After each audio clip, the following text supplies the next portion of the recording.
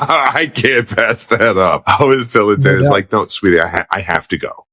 I'm sorry. Yeah. I have to do this. This is the Mecca. This is like reaching this. Welcome back to New Heights, ladies and gentlemen, boys and girls of all ages, of all over the world. The 92%ers, we love you, and we can't wait to get into this post Super Bowl Sunday conversation.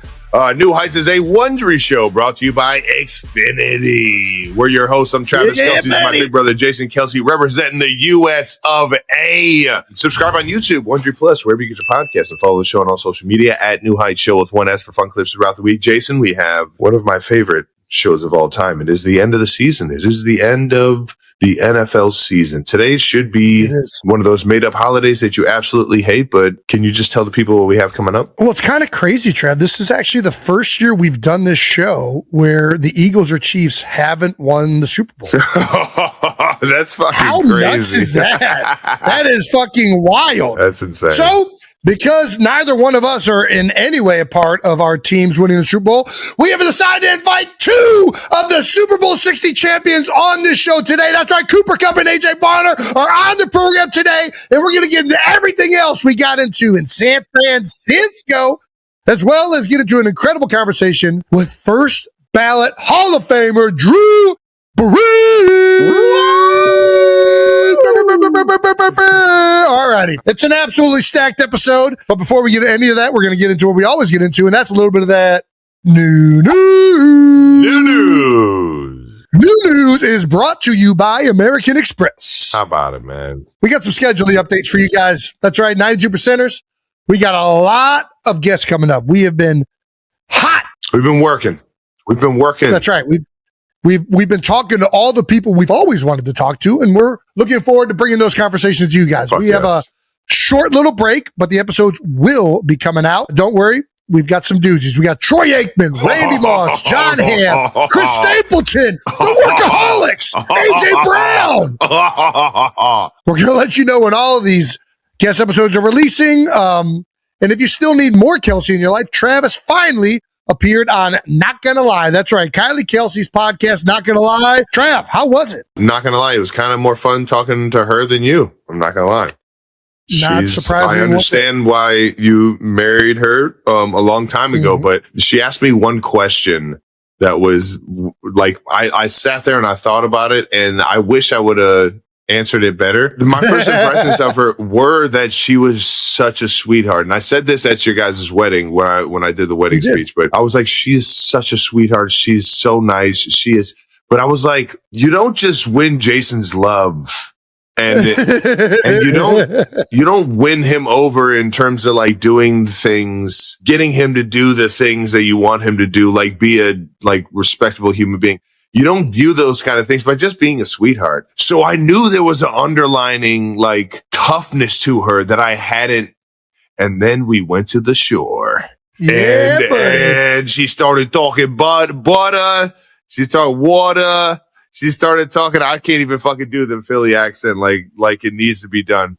But I saw her in her element, and that's where I knew. I was like, oh, she's got him wrapped up around her finger. This dude is lost in the sun. He doesn't know anything but Kai. And from that point on, it's just been that. And I've loved having her as a sister-in-law. And it's been so cool to see her take off in her own right.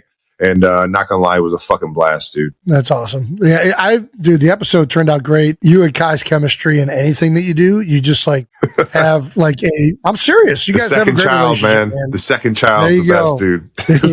No doubt. We relate. Well, you also admitted that you have never read a rundown, which I'm sure the producers of the show love that. They were very appreciative. What's a rundown? Alrighty. Kylie also adopted an otter in your name, apparently. Something I didn't even know. Uncle Trav's over there in the Philly Zoo, man. We got to get over there, man. I got to meet this. I think it's a wild or like a great river otter. I forget the actual name of this otter. It's not the otter that's in my dreams, but it is an honor to be a part of the Philly Zoo like that. So I got to get over there and say what's up. We'll get over there next time you come into town. That'd be a great out of the house segment. We also got to talk about Travis dominating in front of thousands of people over at the Waste Management. Dominating. Yeah, I mean, right. At least on hole 16, we don't need to look at all the other stuff. The biggest hole in the whole freaking thing, the part 3 in front of the grandstands. Thousands of people's eyes are on Travis Kelce. It felt like I was walking into the Coliseum. There's like a little tunnel, and I got a cool video. Chris Pearson was kind of following us around, and he got a cool video of us like walking into it. Dude, it is such an epic, like, you have to do it. Golf lovers everywhere, you have to go to this hole. The 16th hole at Waste Management at the Phoenix Open is unbelievable. It's such a unique like experience, and honestly, it's not just the 16th hole; it's the 17th and 18th. Is how you finish it off. It's like nothing I've ever been a part of in my life. But you walk into that 16th hole, it's an arena. It's an arena of just people that will either boo you or get hype or get excited over like you getting close to the fucking pin. I was in my element. You give me a bunch of drunk people with an opportunity to get them fired up. I feel like that's like my home. That's like my home, and I felt very comfortable. I will say this though, my caddy, Patrick Bacon, he's taking a lot of credit for this. I went last.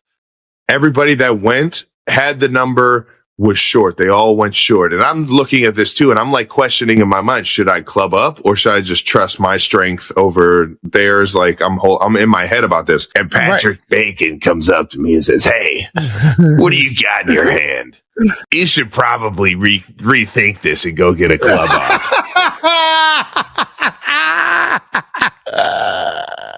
And not that I wasn't already thinking that, but he gave me the reassurance. So I'll give Patty Bakes the whole, he called me off and told me to club up. I'll give him the compliment there, but he's taking full credit for it. Talking to anybody. He's not shying away from talking about it. No, which he should. That's what caddies do. You know what I mean? They're part of it. It's a team game. Well, I don't think a lot of caddies do take credit, but Bacon does for sure. It was a 150 shot or 155, whatever it is. And I went from holding a pitching wedge to holding a 9-iron, and the 9-iron stuck 2 feet from it. And when I tell you, I stood over the ball for, I don't even know how long. Somebody sent me a video. And I was staring at the ball this long. I don't remember doing that. Dude, it's intimidating. It really puts it into perspective for like these guys like Rory and these guys making these like putts to win the entire tournament and way more is at stake. That's got to be crazy. That wasn't even the hardest part. Oh, what was the hardest part? Standing over the 2-foot putt. That's what I'm saying. Was the hardest part. Dude, though, when I was back there holding the 9-iron, I'm like, I'm just going to give this thing a fucking run and throw it up there. And the thing fucking drew over. I felt like I hit it further up in the air than I hit it further in distance. That thing went high. That thing went so fucking high in the air. The first thing the guy on the mic that was doing the entire 16th hole, he was introducing everybody. As soon as I hit it, he was like, "Whoa, look at that. That thing went high up in the air." Everybody's like waiting for that thing to fucking come down. And then it just stuck. It didn't do much after it hit, and it was perfect, man. So are you saying you probably actually hit the wrong club? You probably hit it a couple grooves high, which made it actually the right club. It was the perfect club. All right. I didn't catch any grass. That thing was teed up just a little bit, and I hit it smooth, and it was so much fun just being at that event, though. I got to hang with Scotty Scheffler. I got to hang with Brooks Koepka. Shout out to Brooks for being such a good dude and being back into the madness. And Scotty, he was over there with his kid, and it was such a fucking unique event. And these pro-ams are so fucking cool. And I had that as a bucket list item in my mind of there's unbelievable courses all over the world. But if I could ever get a shot at the 16th hole at Waste Management, I can't pass that up. I was telling Dennis, no, sweetie, I have to go. I'm sorry. Yeah. I have to do this. This is the Mecca. This is like reaching the Super Bowl of golf world. And it didn't disappoint. Waste Management crowd is so fucking, they're so lit and so excited and so there for those moments that it didn't disappoint, man. It was so much fun. Well, that's awesome, brother. It was an incredible shot. I loved watching every bit of it. Where do you think it ranks in your athletic achievements of all time? I mean, it's number one in my golf achievements for sure. There's nothing that even comes close. That was the closest I've ever gotten to a hole in one. Like it was like the perfect shot for the perfect time that I'll live through forever. I'll be able to watch those videos forever. I had Jim Nantz talking about it during the fucking Friday broadcast or the Saturday, Sunday broadcast. If Jim Nantz is talking about my golf, I'm doing something right. There you go. All right. Well, once again, New News is brought to you by American Express. Let's keep this thing moving. Let's get to some bold topics. Super Bowl edition. How about it? Bold Topics is brought to you by Pepsi. One of our favorites. We were a Pepsi household growing up. I'm a Wild Cherry Pepsi fan myself. Big Ed Kelce likes a nice little diet Pepsi. But shout out to all the Pepsi out there. Seahawks are your Super Bowl 60 champions. And we love the old Northeast Ohio ball player, Mike Vrabel, and a lot of the Patriots over there. But the Seahawks, they had the juice going into it, man, and they defeated the Patriots 29-13. I'm not going to lie. I kind of imagined this would happen, and it definitely was a good game. And there was a point there when Drake May started getting the fucking juices going in the late third, early fourth, and they started to make a run at it. But man, the Seahawks just had too much, man. With Kenneth Walker, with our guy AJ Barner and Cooper Kupp, man, they just had the juice, and I couldn't be happier for the guys over there because a lot of the guys are guys you can root for, man. Yeah, I mean, listen, it's the Super Bowl. Both of these teams are very good.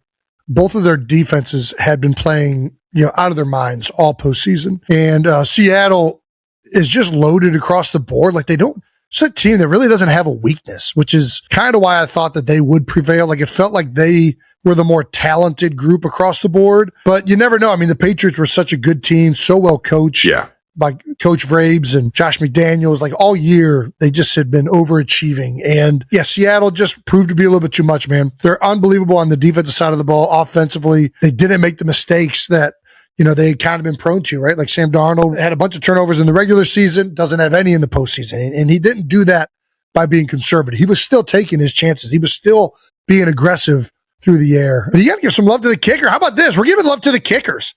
Pinning some guys down inside the 5, making field goals. I am Jason Myers. I mean, through the first half, it was only field goals. This guy was nailing everything. This guy went over with Pat McAfee trying to kick a field goal, and all of a sudden he has appreciation for the kicking game now. Well, I mean, listen, it's the biggest game of the year. We're freaking nailing kicks. Those are huge. Trailed for 1 minute and 35 seconds total this entire playoffs. How fucking insane is that? That is crazy.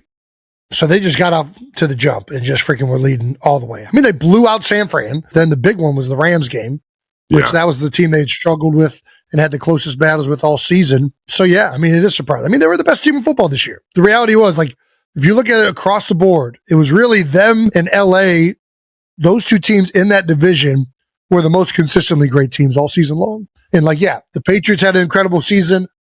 In the AFC, so did the Broncos. But I thought that those two teams in particular were the best all year. They continued that throughout the playoffs, and they continued in the Super Bowl. And it's a credit to Sam Darnold for where he's come in his career, all the ups and downs, and being with 5 different teams. Cooper Kupp gets cast out in LA, comes back, resurgence in Seattle. It's just a remarkable story of a team that really was assembled, is, man. And how great they ended up being across the board. It reminds me a lot of, our 17 season. And I mean, a lot of Super Bowl teams, but you get like just the right group of guys that all come together, man. And it feels like everything's clicking. The chemistry's there. I mean, Sam Darnold is now, everybody's talking about him being a star, but certainly not while the whole season was happening. It doesn't have that like star-studded MVP quarterback. I mean, I think Leonard Williams is unbelievable. It doesn't have the Aaron Donald or like the Myles Garrett. Like they're just all really, really good across the board. They were a great team, and it's an incredible year for that city and that franchise. And Mike McDonald in his second year in Seattle. And well, how about that, man? Mike McDonald's the same age as Jason Kelce. We just hired an offensive coordinator that's 33 years old. It's nuts, man. I mean, teams keep hiring these younger coaches, and I think it's for a reason, man. I think these young guys come in and they're very smart, but they have a mindset that's open. They're eager to prove themselves. Listen, the old ball coaches have great strengths and whatnot too, a lot of experience, but I think it's interesting that it appears that, the league keeps going younger and younger with a lot of these coaching hires. Congrats to Mike McDonald. He finally gets to see his son. Nice, man. For the first time since 2022, Travis Kelce attended the Super Bowl as a fan rather than a player.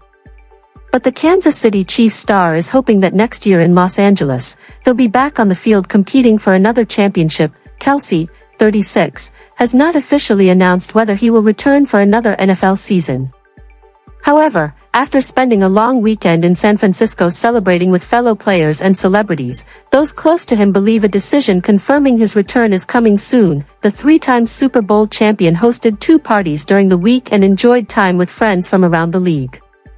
Without his fiancée, Taylor Swift, by his side, Kelce took the opportunity to unwind and enjoy a guy's weekend. According to one source, the vibe throughout the weekend made it clear he is not ready to retire. Travis wasn't on a retirement tour, the source said. He was living it up with his friends and NFL buddies. It was his time to relax and let Taylor do her own thing. When people asked about his future, he told them he's made a decision, and everyone believes he's coming back. Chiefs center Creed Humphrey said he has not discussed Kelce's plans with him, wanting to give his teammates space to make the right choice. Still, Humphrey made it clear he hopes Kelce returns. That I haven't talked to him about it, but obviously we'd all love to have him back, Humphrey said. Despite a strong individual season from Kelce, the Chiefs fell short of the playoffs after quarterback Patrick Mahomes suffered a torn ACL, an injury that could sideline him at the start of next season. Humphrey said the team is motivated to bounce back in 2026. Everybody is ready to get back to work and show who we are next year, he said. Patrick is doing well. He's attacking rehab the right way. I know him, of course he is. A source close to Kelce added that being around Super Bowl week reignited his competitive fire, especially the thought of reuniting with Mahomes once he's healthy. Being around the Super Bowl and everyone got him fired up, the source said. He wants to play one more season with Patrick and get the band back together. He'll make it official in about a month. At Chiefs headquarters, head coach Andy Reid and the organization have reportedly done everything possible to encourage Kelce's return. Reid brought back coach Eric Bieniemy, whom Kelce has long praised, to serve again as offensive coordinator. Team owner Clark Hunt has also publicly expressed his desire to see Kelce continue playing. Kelce was honored on Sunday at Levi's Stadium as a finalist for the Walter Payton Man of the Year award, recognizing his charitable work. But while he made an appearance on the field, it was only as a guest. Next year, at Los Angeles' SoFi Stadium, Kelce hopes to be there not as a spectator, but as a competitor, aiming to close out his remarkable career on the biggest stage.